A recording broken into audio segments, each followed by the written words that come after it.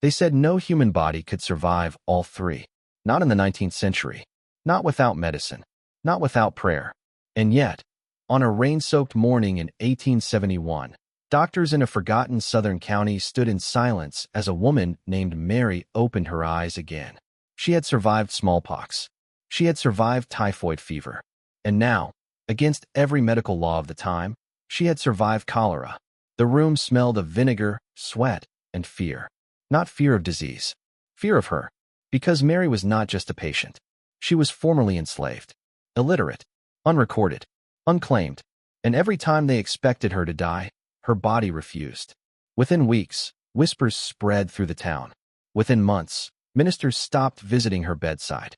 And within a year, men with notebooks, not Bibles, began arriving at night. Mary would never leave that place again. And what was done to her would never be written down. At least, not officially. This is not a story of medical triumph. It is a story of ownership, control, and a body turned into evidence. This is the story of the woman who survived too much and paid for it with everything.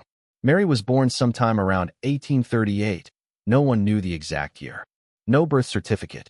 No family Bible. No church registry. She was born on a tobacco plantation near the swamp line, where mosquitoes formed clouds thick enough to darken the sun. Her mother died before Mary learned to speak.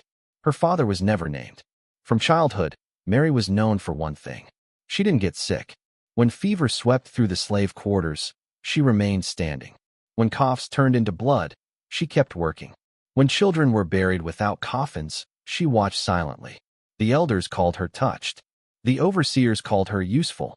By the time she was 15, Mary was assigned to the sick house, not to rest, but to clean the dying. She washed sheets stiff with infection. She carried water for men who would not see morning. She held hands while bodies burned from the inside out. And she never caught what killed them. Not then. Not yet. The smallpox came in 1856. It arrived on wagons and riverboats, carried by men who thought themselves immune. Within weeks, the plantation became a quarantine without walls. Faces blistered. Skin split. Eyes sealed shut. Mary was ordered to stay away. She didn't. When the mistress fell ill, it was Mary who was forced into the room. No gloves. No mask.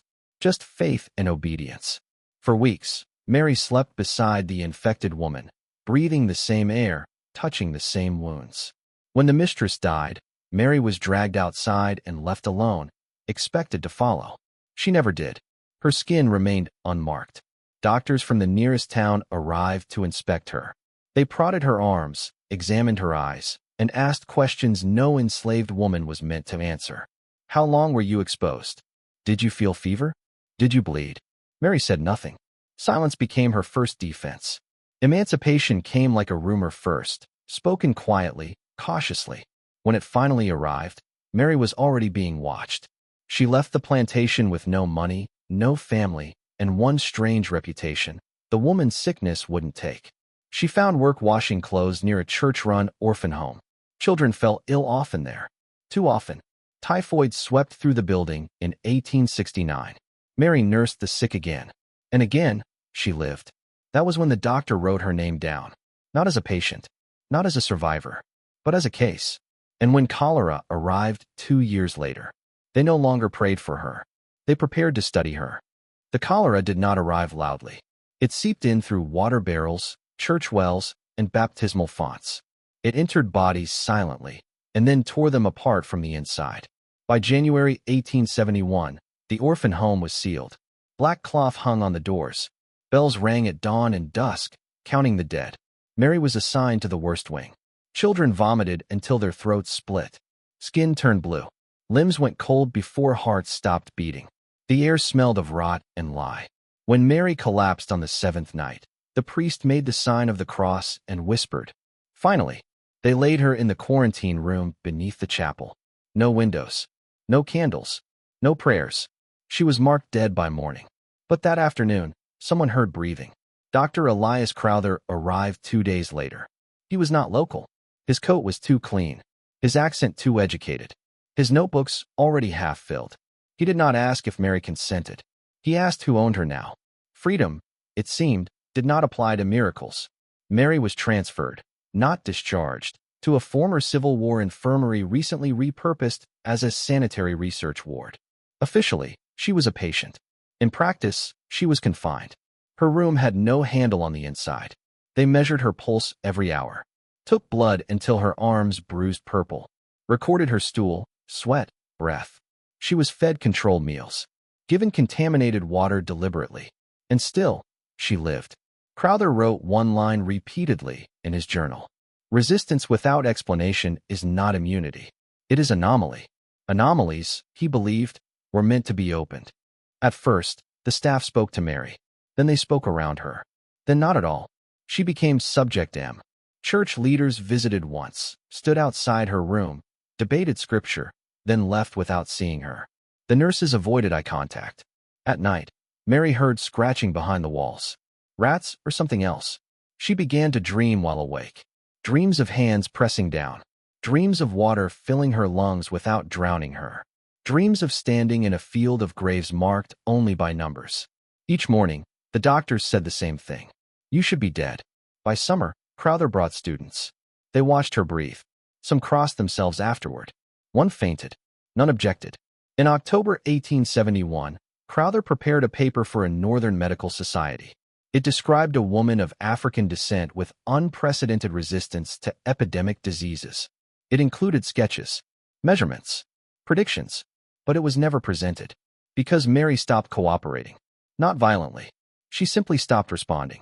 She would not answer questions, would not react to pain, would not cry out. Her eyes remained open, watching. The nurses said it felt like being examined by her instead. And then, one morning, Mary was gone. No death record, no discharge papers, no burial, only an empty room, and a locked cabinet Crowther never opened again. Years later, when the old orphan home was scheduled for demolition, the workers struck something that wasn't stone. It was wood, old wood, blackened, hollow. Beneath the chapel's foundation, they uncovered a sealed corridor, hand-cut, narrow, and deliberately forgotten. There were no pews below, only benches, iron rings bolted into the walls, and a smell that never fully left. The town council sealed the site within hours. The newspapers printed a single sentence. Remnants of a pre-war utility passage discovered. But former nurses remembered. So did former students. So did the church. Because this was not a passage. It was a continuation. Section 10, the Second Ward. Crowther's notes, recovered decades later, referenced a space called Ward B. There was no Ward B in the official blueprints. Yet multiple entries described procedures performed below sanctuary level. Mary's name reappeared there, not as a subject, as a control. He believed her body carried something older than disease, something formed through exposure, suffering, and survival layered over generations. He called it acquired endurance. The church called it a burden too heavy for the world above. So they moved her below, out of sight, out of record. Children were brought down, not to be harmed, but to observe. That's what they were told. Mary sat in the center of the room, restrained, breathing steadily. Her skin bore scars from every illness she had survived. The children said she spoke without moving her mouth. She told them not to be afraid. She told them she had already died once, and that death had rejected her. Several children fell ill weeks later. All recovered. The priests noticed the pattern. So did Crowther. That was when the experiments changed. The final journal entry was dated December 3, 1872. Subject M no longer registers pain, hunger, or fear. Vital functions persist without decline. Removal from Ward B no longer advisable. Below it, written shakily, if she leaves, she will not leave alone. After that, nothing. No further notes. No signatures. Just a smear of ink, like a hand dragged across the page. And then the journal stops. Mary never appeared in records again. But the illnesses in that town? They stopped. Abruptly. As if something had taken them. By 1873, Dr. Elias Crowther was no longer publishing. He remained in the town, refusing offers from northern universities. His hair thinned rapidly. His hands shook. Witnesses said he prayed now, not to God, but to the silence beneath the chapel. Supplies were still being delivered to the sealed lower level. Food, clean water, linen. Someone, or something, was alive down there. Yet no one would enter alone. The priests rotated duties weekly. None lasted longer than a month. Each one reported the same thing. Mary no longer spoke. She listened. In the summer of 1875, cholera appeared again, this time in the neighboring county. Everyone expected it to spread.